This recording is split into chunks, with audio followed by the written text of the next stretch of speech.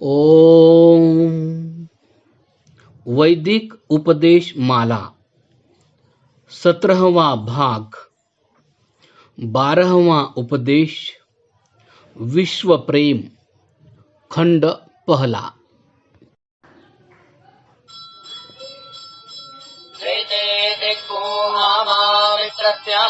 चक्षुषा सर्वाणि भूतानि समीक्षन्ताम् मित्रस्याहं चक्षुषा सर्वाणि भूतानि समीक्षे मित्रस्य चक्षुषा समीक्षामहे। हे अज्ञानांधकार के निवारक देव, मुझे सब भूत मित्र की दृष्टि से देखें। मैं सब भूतों को मित्र के दृष्टि से देखूं एवं हम सब परस्पर मित्र दृष्टि से देखा करें। इस प्रकार हमें आप दृढ़ कीजिए। इस मंत्र में जिस धर्म का प्रतिपादन किया गया है, यदि हम सब अंत में इसे अपने जीवन में चरितार्थ करेंगे तो हम निस्संदेह कृतकृत्य हो जाएंगे। पिछली बार अहिंसा धर्म का उल्लेख हुआ है।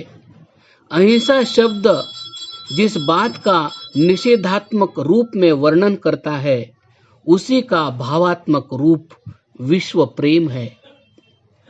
यदि हम सब भूतों को, सब प्राणियों को मित्र दृष्टि से देखने लगें तो हमारे बहुत से पाप भी स्वयंमेव दूर हो जाएं, क्योंकि तब हम ऐसे ही सब कर्म करेंगे जैसे कि एक मित्र के साथ करने चाहिए। मित्र अपना होता है और उसके साथ आत्मवत प्रेम दृष्टि से व्यवहार किया जाता है। इसलिए तब हम सुवर्णीय नियम के अनुसार दूसरे से वैसा ही बर्ताव करेंगे जैसा कि हम अपने लिए बर्ताव चाहते हैं।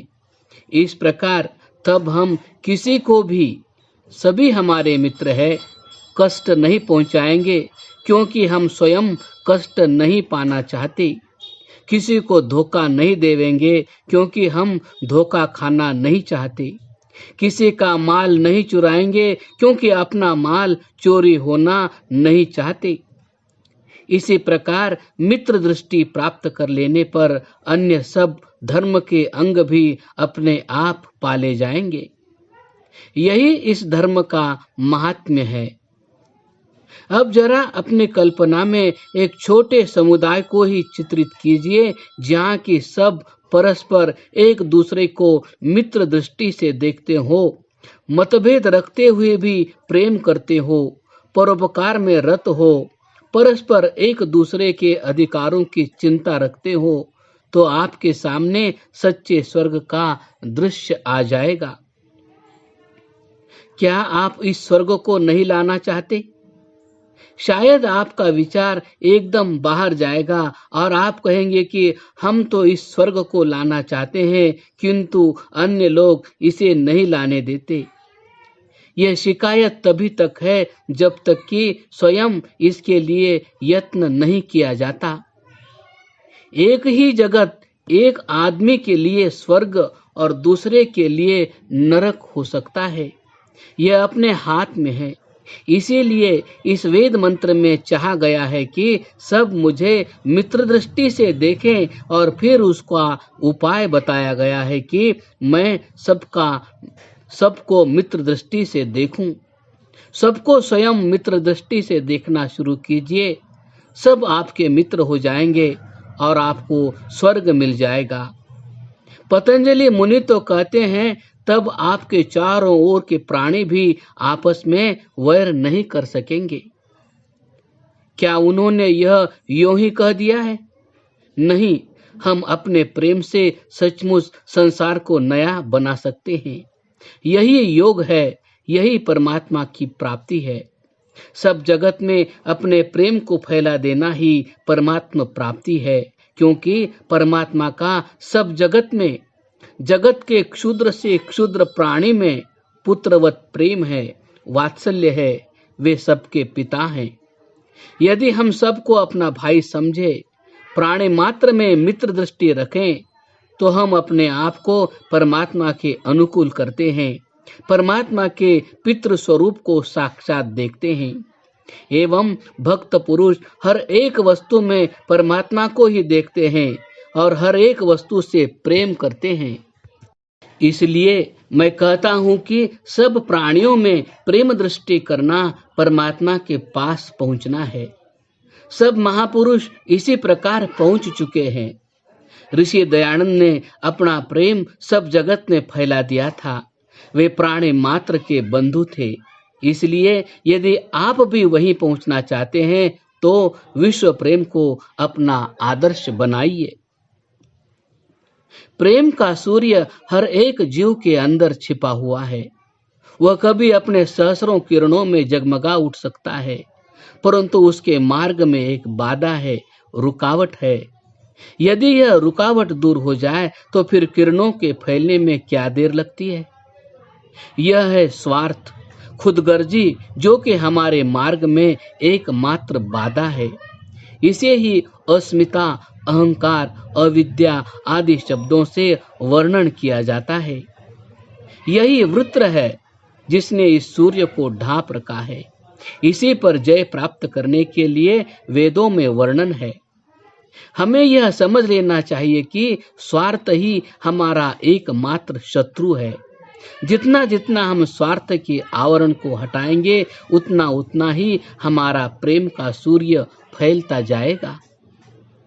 हम अपने स्वार्थ को ही हटाते हुए अपना स्वर्ग स्थापित कर सकते हैं और कोई बाधा इसमें नहीं है। इसलिए आइए अब देखें कि हम स्वार्थग्रस्त पुरुष किस क्रम से बढ़ते हुए अपने प्रेम सूर्य को पूर्ण विकसित कर सकते हैं।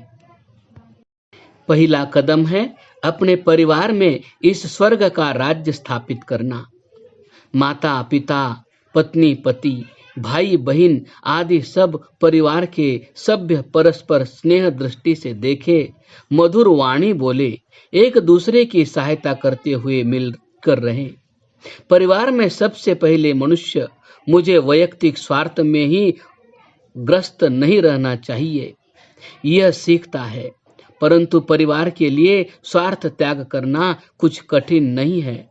जो लोग अपने परिवार में ही प्रेम का राज्य नहीं ला सकते, वे आगे समाज या देश की क्या सेवा कर सकेंगे, यह बात अनुभव करनी चाहिए। यदि परिवार में शांति नहीं है तो पहले अपने प्रेममय और स्वार्थ त्यागमय व्यवहार से परिवार को यह पाठ पढ़ाना होगा। यदि शांति है तो आप आगे देखें। अब अपने समाज में या अपने नगर में आपके सब मित्र होने चाहिए। हर एक मनुष्य के साथ आपका मित्र सदृश स्नेह का वर्ताव होना चाहिए। यदि आप अपने नगर या अपने समाज के लिए अपने स्वार्थ त्यागने के लिए तैयार हैं तो आपके लिए वहां कोई अमित्र नहीं रहेगा।